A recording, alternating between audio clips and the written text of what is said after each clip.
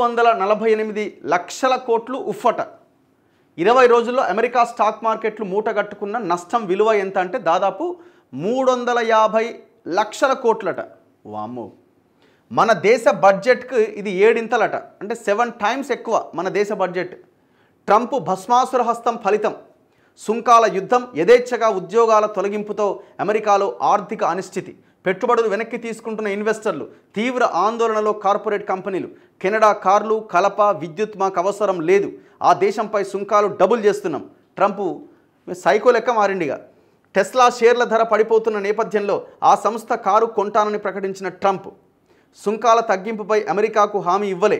Parliamentary కమిటీకి వెల్లడించిన కేంద్రం.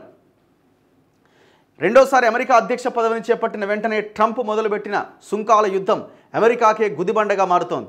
China, Bharat, Canada, Mexico, Europe దేశాల మీద పరస్పర పన్నుల పేరిట ట్రంప్ కొరడా జులిపిస్తున్న విషయం తెలిసిందే.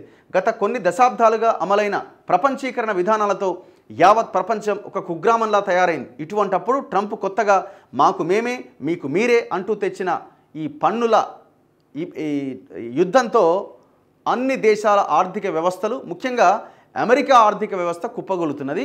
3,50,000 కోట్ల రూపాయలు, 3 లక్షలు కాదు 348 లక్షల కోట్ల రూపాయలు నష్టం చవిచూసిన అక్కడి అమెరికన్ స్టాక్ మార్కెట్లు. అన్ని కంపెనీలు కింద మీద పడుతున్నాయి, అయినా తగ్గేది లేదంటున్నాడు.